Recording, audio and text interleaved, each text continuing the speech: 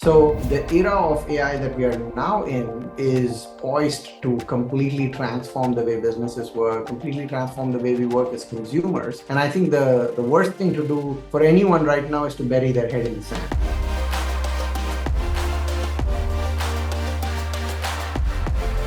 Welcome to the 15th episode of Leading with Relevance. Today we have a great guest, Ravi Venkatesan, and we'll get to him in a minute, but I just want to talk a little bit about this program, Leading with Relevance.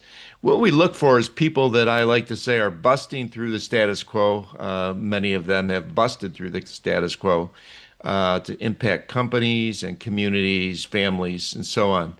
Our goal is to interview and highlight personal and professional journeys and find out our leaders why. For the listeners, we hope there be practical insights that you can apply to your pathway. I'm Tino Mantella, Chief Strategy Officer for Relevance. And I'm loving the opportunity to talk and learn, and I learn every time from leaders. As I said, today I have an interview. Today I have the pleasure of interviewing Ravi.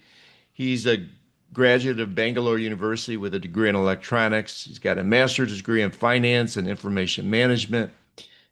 He's a regular public speaker and public speaking coach. He has been a heartfulness meditation trainer for over 20 years for the Heartfulness Institute, and I'm sure we'll get into that a little bit. He's worked for a number of great companies, Accenture, CBN, Bridge to Solutions, Backed, and now he's the CEO of Cantaloupe. Ravi, welcome to the program. Tino, great to be here. It's always nice to chat with you. Yeah, same here, same here. We've known each other for 20 years or so, I think, since my early tag days. Let's just jump right into Cantaloupe because some people may not know what Cantaloupe does. So, can you tell us a little bit about the company? Yeah, so Cantaloupe is the market leader for powering self-service commerce. And in plain English, if you think about any scenario where you can purchase a product or a service unattended. So think about laundromats, parking, car wash, vending machines, little kiosk-based marketplaces where you grab a sandwich and a drink and scan it at a kiosk and pay and go.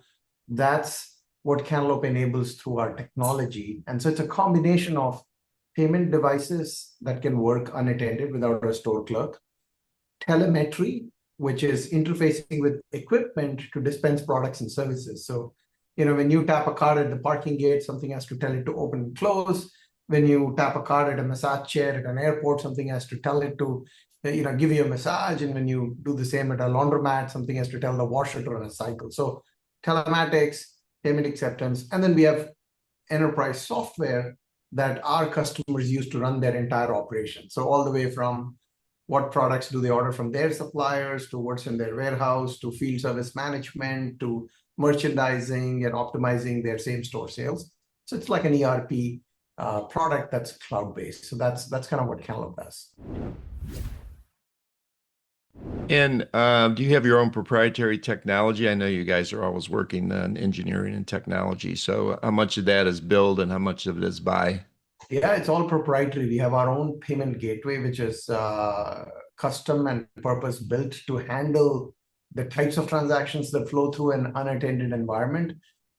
We have our own, custom built ERP-like software, which these businesses can use. So think of it as the vertical specific ERP for our industry. And all the telemetry or the telematics pieces have been carefully built over the last 30 years. Because think about, the compatibility that you have to achieve across a very wide range of applications. And today, even if it is something as simple as you have a gas station and you have an airbag machine and you want to accept credit card payments, we just ship you a device, you drill 4 holes, connect a few wires, and now you're up and running. Same with vending machines, same with laundromats, same with EV charging stations, same with amusement rides. So to achieve that compatibility across such a wide range of equipment took 3 decades, but here we are, and we're very proud of what we can offer. We have 1.2 million transacting storefronts on our network.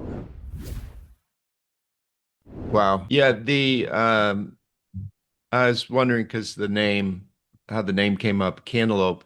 If well, let me just stop there. I was thinking that, initially The main focus was on vending, but then you expanded. Is that correct, or was it not like that?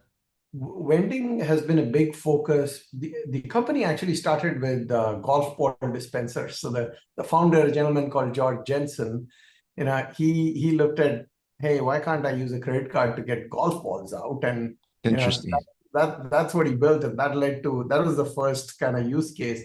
And then they just looked at, hey, all these places where you have bills and coins should be accepting credit card payments and digital payments, more importantly. So then it grew from there to digital payments, to phone-based, app-based payments, to campus cards and all kinds of other things. So that was one stream of innovation. And then the other one, which is where the Cantaloupe name comes from, there's a company called Cantaloupe Systems that came out of the Silicon Valley ecosystem by a couple of kids out of college that just decided they're going to go into business instead of go get a job. And they went through a classic kind of venture capital funded journey of building enterprise software platform. And in 2017, these companies came together, and that's what created Cantaloupe. Interesting. So I'm going to go way back now and ask you a question about walking through kind of your journey from studying electronics at Bangalore and then leading a fintech company in the US. I know this could take up basically the whole time that we have, but maybe in brief, given you have public speaking excellent skills, how did that journey all come about? Well, I actually had a couple of what I would call less conventional attempts at a career. I tried to be a chef on a cruise ship, didn't Oh, wow. wasn't very successful, and then I tried being a musician for 4 years actually. And at the peak of my career, I got to 4 nights at a bar in Bangalore for 10,000 rupees and free beer. So not a great financial prospect there. So I kind of threw in the towel and went to business school. And then the first job I found out of business school was an Atlanta-based company. That's what brought me stateside. And the first year, my job was to sell education technology to universities. So I went around 25 different states and visited all the universities and kind of drank from the fire hose in terms of the culture that we have here. And then went to Accenture, learned a lot about consulting and implementing large-scale technology with Fortune 500s, and then logical steps from there on through leadership roles. In the sales piece, I imagine some of the things you learned in those early years going to universities, did that stay with you? And because whatever business you've been in, I know that sales has been part of it. Yeah. Yeah, it's funny. I always joke about it. I think for businesses to succeed, you need kind of three roles, and you need hackers, you need hipsters, and you need hustlers, right? You need people that Yeah. can build stuff, and you need people that can evangelize it, and you need people that can go, get signatures on the dotted line. And I think CEOs need to be a little bit of all three. So, so I've always had those three elements as kind of things to learn and continuously get better at. Yeah. Well, this is probably a good segue into my next question because we're even taking another step back in the early part of your life. What shaped you to kind of go this direction?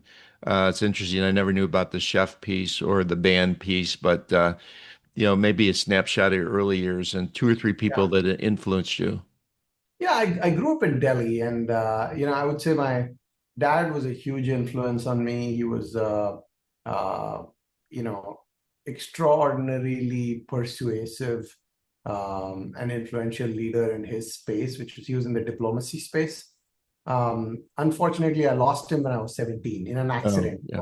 So that was a tragedy, but it also frankly it made me more responsible and really sort of focused my energies on making sure that I'm not just wasting the most precious asset I have, which is time, and the short amount of time that we have on this planet is precious, and it's important to make sure that there is a significant impact that we can have that's beyond ourselves, and we do it in various ways. We do it through leadership in the religious field, in the philosophical fields, in arts, in business, and I chose business and have enjoyed every moment. And you came into Cantaloupe, as I understand it, as a CTO. The idea of eventually taking over. I know you and I had those discussions. Kind of your direction Yeah. was to be the CEO. Um, what are the things that most helped you to take that step? I mean, you saw it when you came in, and because I know you've had other leadership roles before Cantaloupe. Yeah, yeah, and look, the situation at Cantaloupe was interesting. We had a lot of challenges, including at that time we were delisted. There were investigations from the SEC and the DOJ. Um, you know, there was an activist shareholder that had come in and put in a brand new board and a management team, which is great. And I came in as part of that new management team. And Sean Feeney, who I know you know well, Yeah, great guy. from the tag days, was brought in as CEO to turn the company around at that time.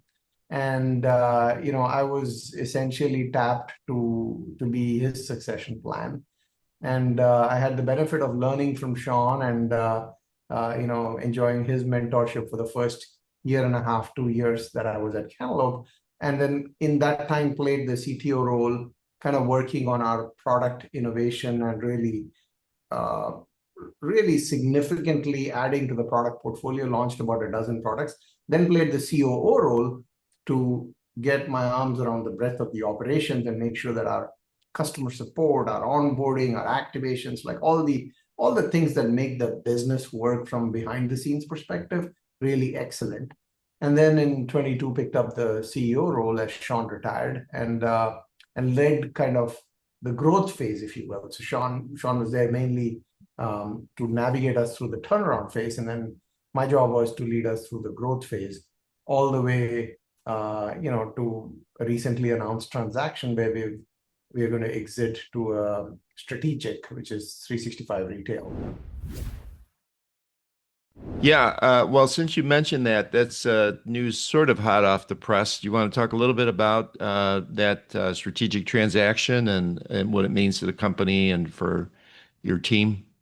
Sure, sure. And companies are always, especially public companies, I joke about it. You're for sale every day. It's Yeah. just a matter of who, when, and how. And as a leader of an organization, you kind of think about what's good for investors who've been patient and who've invested money in the company, what's good for employees and management who've navigated the company from point A to point B, and what will position them the best to go from point B to C, and then what's good for the industry, what's good for customers, right? So when we looked at all of these and did our diligence, this company 365 Retail is an innovator and a pioneer in our space, and have done an amazing job of really replacing what would be a hot food cafeteria and office buildings with this kiosk-based, what we call a micro market, right? Where you can grab, scan, pay, and go. It's unattended, it's self-service, and then taken that and expanded that into many, many, many areas. And when we looked at the two companies, we saw a DNA match in terms of the innovation DNA that both companies had. We saw significant alignment in terms of cultural values, and then significant uh, pluses for the industry in terms of how innovation could be accelerated and how customers could benefit and the industry could benefit. So that's what led us to kind of the transaction ultimately. And we entered into that agreement a couple of weeks back. And, once that merger completes, Cantaloupe will no longer be a public company. It'll end up being part of 365, which is a private company. Excellent. Well, congratulations. I know it's still, I guess I'd say pending based on what you just said, but sounds like a great opportunity for everyone. So that's great. I know you worked hard to build it to this point. So I'm going to take another step back. I'm kind of bouncing around today, but you did move from a technology role to an executive role, and I know you've done both even before Cantaloupe. One of my roles is to work with a lot of CIOs and CTOs, And a lot of them now, maybe more than ever, have this desire to move to COO or CEO from that. And some of them have difficulty, frankly, doing that because maybe they get pigeonholed or whatever. But any advice or thoughts on that? How, for our listening audience, how people might think about making that move? Yeah. My first instinct is to say, don't do it. Yes, because candidly, I think I was way happier and swinging for the fences as a CTO than a CEO. Interesting. As a CTO, you don't think much about audit and compliance and controls and risk, and you think a lot more about offense than defense. Yeah. But as a CEO, you have to think about both. It's just it Yeah. goes with territory. So and I'm saying that tongue in cheek, Yeah. but the truth is that I've had a much bigger and broader impact as a CEO. But candidly, day in and day out, I feel like I was happier when I was playing the CTO role. So I think the advice I would give is really do that reflection and the soul searching and know that's what you want. And if you want, just be ready that you're going to have to deal with aspects that you don't enjoy fundamentally. But you can have greater impact and ultimately do bigger, better things. Yeah. So one of your thoughts is be careful what you wish for. You And might get then it. and then also yeah, it's a lot of people will aspire to something, but really to think it through because that's a good point. There's a lot of different things we do as CEOs than if you have a particular area of discipline that you can maybe make in a lot of ways more of an impact. So that's a really good point. You probably just talked thousands of CIOs to go a different direction and keep their jobs. Oh, well, let me then caveat it as well. Look, in my case, my first CEO gig ended up being a public company, which is atypical. Usually, there is a higher likelihood that people will Yeah, do private. private company, and the audit and compliance and legal overhead around private companies is obviously lower than a public company. So, so maybe that's not as bad a transition. Yeah. Look, what I would say is that for especially people that come from a technology and product background, the big adaptation that is needed is to make sure that you understand what makes sense from an innovation and tech perspective may not make sense from a financial perspective, and a CEO has to deliver financial results at the end of the day to shareholders. They have to deliver value to customers. So getting that perspective change and being able to get ambidextrous across sales and marketing, across finance and accounting, across the legal aspects of the business, and continue to kind of stay sharp on the product and innovation side is I think what gets you there, and more importantly gets you to be successful in that role.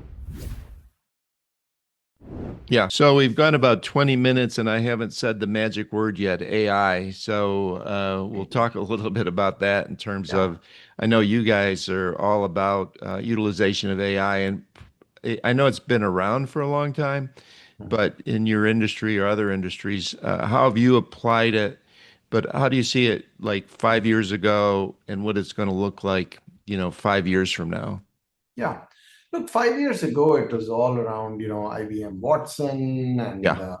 DeepMind and sort of the generation of AI where the early sort of pattern recognition and computer vision, all those elements had started forming, right? And then to take what was really autocomplete and, predicting the next thing, and then coming into this concept of Gen AI and being able to create these large language models has been a game changer. And obviously, OpenAI and then later Google and Meta and everybody have led the charge on this. So the era of AI that we are now in is poised to completely transform the way businesses work, completely transform the way we work as consumers. And I think the worst thing to do for anyone right now is to bury their head in the sand, right? So if you haven't been playing with it, I would tell everybody, You need to get in there and really figure out how you can use AI, even in your day-to-day lives, to make you more productive and smarter to start with. Then you get to businesses. At Cantaloupe, we have a very, very methodical strategy around one, data protection. What are the guardrails we need to make sure that our crown jewels are not exposed when in the interest of trying to use AI? So that's on the defense side. And then the way we've transitioned it is, how does AI help make every aspect of the business efficient, whether it's work we do in accounting and reconciling different data sources, or work we do on the legal side and making sure our contracts have the right standard terms and pricing and things like that built in, or it's in the customer support space to make sure we're using chatbots and mining all the knowledge that's in the company, or in the operation space. I can go on and on, but there's one angle, which is use AI and deploy it across the breadth of the organization to make sure that we're getting more efficient rapidly. The other aspect is on the product side. And for our enterprise software platform, the strategy we've taken is like the first implementations are all around co-pilots.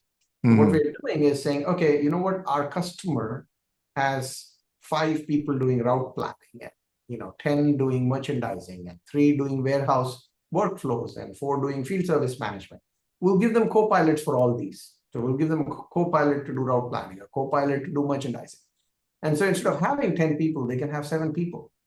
And they can utilize the other 3 to do something else or go up the value chain, right? So we are making our customer more efficient with AI co-pilots as the first generation of shifting in that direction. The second bigger shift is agentic AI. And there, now we're saying, hey, we're not going to give you a co-pilot. We're going to give you an AI agent that does the merchandising. We're going to give you an AI agent that does the route planning, that completely replaces the person actually doing it, and they can do something else. So now you're not going from 5 people to 2 people who are using co-pilots and more efficient. Now you're going from 5 to none, and now you're not buying software subscriptions from us. You're buying AI agent subscriptions from us. And that transformation, I think, will happen by and large for the software as a service industry. But we are already, in kind of that in-between co-pilot stage and charting a course to the agentic world. You make a good point, because a lot of times at Relevance, I think people come in and you go right to the product side. But as you start listening to some of the not so early adopters, but they're focused on staff efficiency, data optimization, help desk, efficiencies, those kinds of things. And maybe they're not looking at the product, or they're looking at the product simultaneously. But on the product side, you probably have all these things already, but I start thinking about, facial recognition and voice activating with your voice. Thinking vending, but it could be any of the other areas that you mentioned. That's already there, or is it coming? Or it's coming fast and furious, because all of that technology is maturing rapidly. I think the best way I can put it is, that computers now have vision, and their vision is getting better. They have the capability to hear, and their ability to hear is getting better. At some point, you will have clever mechanisms where they can also replace touch, taste, and smell. So once you have a computer that has the 5 senses that human beings have, you are going to get to a world where the replacements are more and more possible and likely. Now, a very nuanced factor that people miss is when generative AI started, everybody was right back to what has always been the holy grail of AI, which is the Turing test, which is, can I interact with AI and I'm fooled into believing that it's a human being, and no matter how I play it, I cannot tell the difference between AI and a human being. Well, that's where they started. And now suddenly the conversation shifted. Now they don't talk about generalized AI anymore. The conversation is now all about superintelligence. And the superintelligence is, hey, who cares if I pass the Turing test?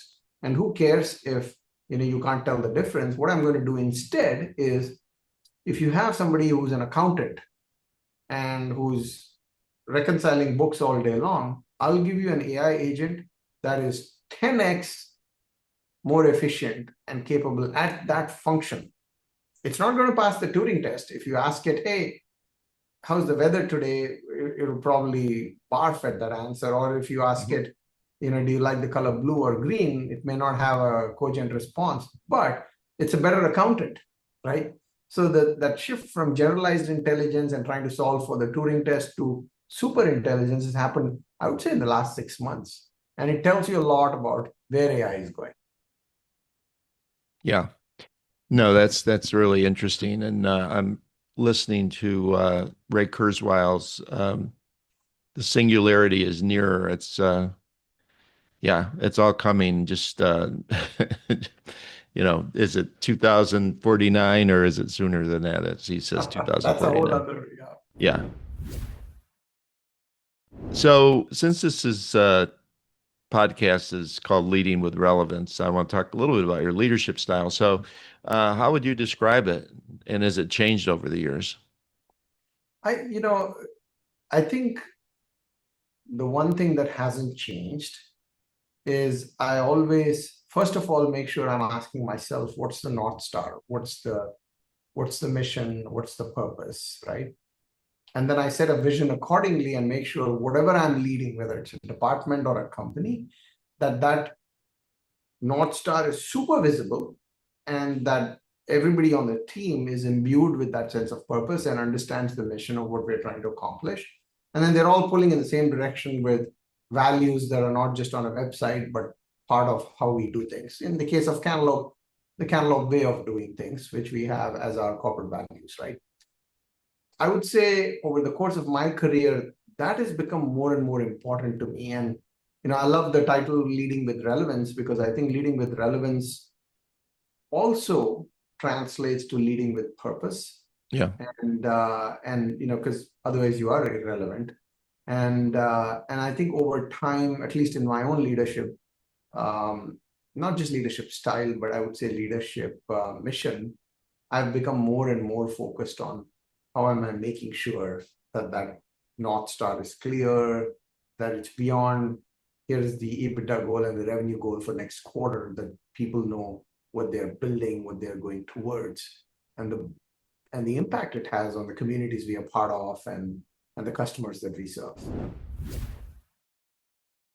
You've mentioned, I think it was somewhere along the line, leading with your head and your heart. What does that mean to you?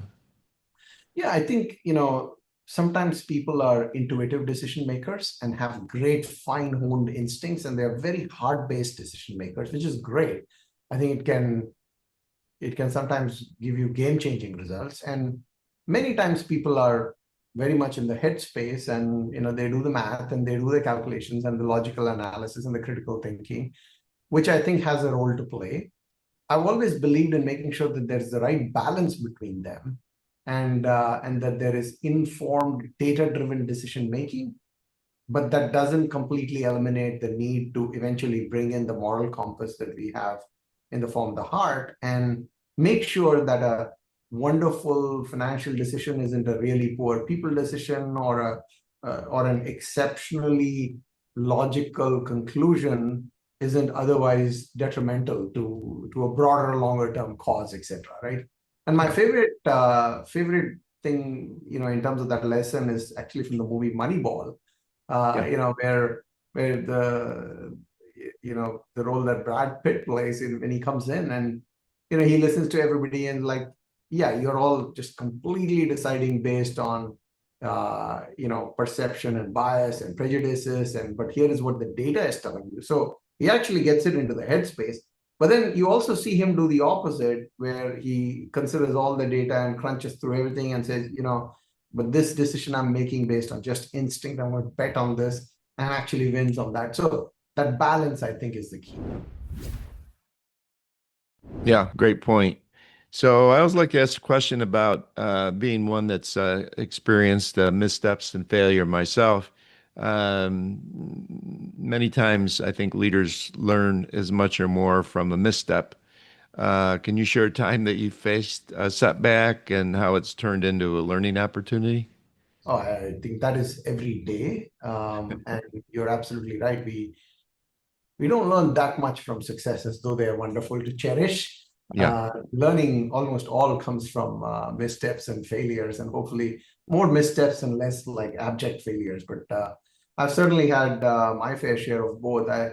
The one I go back to is almost early days in my career. Led a big project to transform testing and for management business school entrance examinations in India, actually, from a manual kind of approach to a very web-enabled online approach, and that solution kind of bombed, and it was a very large scale experiment. So there's like 40,000-50,000 people that take that test, and it was such a miserable disaster. My early days of my career, my phone is getting lit up all the time, and people are yelling at me. And those sorts of experiences teach you the value of scenario planning and the value of kind of just making sure that the dots are I's are dotted and T's are crossed. So just made me, by nature, someone who's a very impulsive leader, made me appreciate the value of making sure that there's checks and balances and guardrails. I think another one I would say is there was a point in time where I was at, and I won't name the company, but one of the companies I worked for had an amazing culture. Like the CEO was phenomenal in leadership development, people development. The corporate culture was as good as you can make it. Voted like best place to work multiple years in a row. But revenue had started declining, and profits consequently had started going down. The company wasn't innovating and was getting out-innovated by competitors who arguably had a really poor culture where their employees would describe their culture as toxic, right? And you had these two narratives where you've got one CEO saying, hey, I've built this wonderful culture in this wonderful company, and employees are so happy. And if employees are happy, they'll take care of my customers. And if customers are happy, they'll take care of my investors, right? That was the concept, the CEO, right, which is customer, employee, owner. The order was, let me take care of the middle, which is the employees, and they'll take care of the customers, and they'll take care of the investors. Great in theory. But then what happened was you had a leaner, meaner company that came up, wasn't treating their employees great, was flogging everybody hard, but they took the business away. And ultimately, this business started failing, and that started succeeding. So what's in leadership books and what's in the folklore sometimes doesn't work in the real world. And so the lesson I learned from that was, it is super important to have a good culture. It is super important to have happy employees, but you cannot take your eyes off the business model. You cannot take your eyes off the financial results. And if that starts failing, then ultimately this will fail too. So that was a kind of a tough lesson to learn, but it stuck with me. Yeah, no, that's a really good point. So I read that you have been a meditation trainer, heartfulness trainer for maybe more than 20 years, or doing meditation for that. Talk a little bit about that, and would you recommend it to others in terms of leadership? Yeah, it's now almost actually 30 years of doing it. And Oh, wow. I get to do a lot of cool workshops with different cohorts and communities, whether it's in the corporate world or other types of organizations. And what I find is, especially the way the world is today, with digital distractions, with pressures in the corporate world, with macroeconomic pressures, geopolitical pressures, stress levels are just going completely crazy. And the ability to just focus and make decisions with clarity and, charter a course for great outcomes in the long term without really thinking about, hey, what am I going to do the next 3 months, next 2 months, next couple of days? That type of state of mind, which is more resilient, more adaptable, needs additional help. And meditation, I think, is an absolutely wonderful tool. The heartfulness meditation, which I teach and practice, is in particular excellent. But any meditation, I think, can serve the purpose of really providing grounding and centering and and take people to a zone where they're just better decision makers and better leaders. And it's also useful for being empathetic as a leader, because sometimes you can go too far down the path of being results oriented but not being empathetic at all. And I think, again, meditation is a great way to balance those. So I teach it for that reason. I recommend it for that reason. And I think it's a wonderful tool for companies to have as part of their wellness package to employees. I was talking to Shane Jackson. He runs Jackson Healthcare. He did a podcast with me, and he's also written a couple books, and he talked about the importance of finding time to just think. And so maybe just to stay in meditation a couple more minutes, how's that translate on like a day-to-day basis? Is it an hour and commitment, focus time where it's just you're on your own and you're quiet and you're thinking, or what does it look like for somebody who So might want to try that? yeah, I do an hour a day, first thing in the morning. It's 5:30 to 6:30, and I don't change that for anything, right? It's a Wow. very, very rare situation that I would skip that. And I'm maniacal about it. It took me many years to get to that level of stability. So my advice is always, it's like going to the gym, start where you can and do as much as you can and build it up over time. Don't try to be an Olympic athlete on day one. Yeah. If you're overweight and barely able to walk, you start from where you can start. But I think and so it's partly that practice, but more importantly, it is, I do that for an hour. It puts me in a state of mind, and I try to maintain that state of mind through the day. So the interesting thing about meditation, which sometimes people miss, is it's not just what you do during the time of practice, but what it leaves you with for the rest of the 23 hours of the day, right? So the state of mind is altered, and then you can maintain that clearer, more focused, altered state of mind.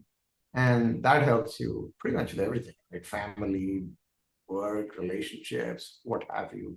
So it's a little bit broader than just the time you practice. Yeah. That's interesting. I'd love to learn more about that. So, um, I always like to ask a question about from leaders that are, I'll call them the Z's and, some degree the millennials and maybe the alphas. They talk a lot about work-life balance. And, you have a business, you have family, community. I know you're involved with a community. What is work-life balance a thing? How would you describe it to people trying to, do everything? I think there is personal styles and preferences and how people roll that play into this. I have never had a challenge with work-life balance. And I've also never tried to compartmentalize. I view work-life balance a lot more as flexibility, right? Yeah. If I need to, bust it out because we have a big project and a deadline coming, and I need to be at work, 16, 18 hours a day for a given week.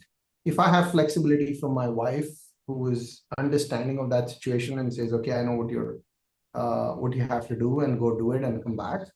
That's work-life balance to me. And on the other side, if my mom is going through a health issue and I need to visit her and spend a week with her, and I just need to be less connected to the challenges at work, if my colleagues and my board and the people that I work with are equally understanding and give me that flexibility. To me, that's work-life balance, is when you get that flexibility on both of those sides. Throughout my career, I've never used the out of office feature on email. Never, ever. Because I don't see how that ever helps. Yeah. And in this era of being connected with a smartphone anywhere you are, I've actually never had issues with, hey, I'm on vacation and somebody's asking me a question, and maybe I respond to it immediately, or maybe I respond to it a couple of hours later if it isn't that critical. So now I'm very careful about not trying to tell everybody else to do that. That is a very personal style preference.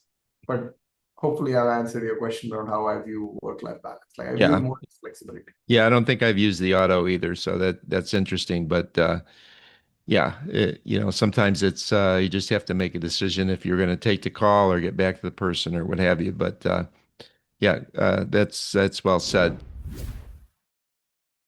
So I had this question before learning a little bit more about the strategic, transaction that's just taken place, but uh, maybe you'll describe it in a different way. But the question was going to be, what's next for you? Exciting projects, initiatives, that sort of thing. Yeah, it's an interesting pivot point when it comes to Cantaloupe's business, and those conversations are kind of in play right now. But I really enjoy what I do in terms of building innovative products and having an impact on businesses, and the intention is to continue to do that for a long time, and hopefully bigger and better impact as I go along. And more to be learned in the next few months, I'm sure. So, final question. I always like to ask this as a final question, just because I think uh, all of the people I've been interviewing have some good advice for on leadership. So, if you could leave our listeners with one piece of advice regarding relevant leadership, what would it be? I would say it's all around being connected and using influence versus authority, because the world's changed. Nobody does anything because their boss said so. So I think the more we can, and connections can be direct or indirect, right? I mean, each leader can typically influence 15, 20 people that is in their zone, whether it's their direct reports or skip levels or whatever. So with those people, really get to know them, really build a strong, firm connection, but do it in a way that you can kind of create the multiplier effect. So you're not just connected to them, but reputationally and otherwise, your influence spreads further in the organization. So if you think about, like in my role, if I have to influence effectively people in our organization who maybe I don't interact with on a day-to-day basis, it's all based on reputation. It's all based on how they perceive me. So I think the direct interactions and then the how that perception flows out, I'm very mindful and conscious about that. And I think that's a nuance sometimes leaders forget. Well, Ravi, I always enjoyed talking to you. I appreciate you joining me on Leading with Relevance, and all the best to you. Thank you for joining. Thank you, Tino.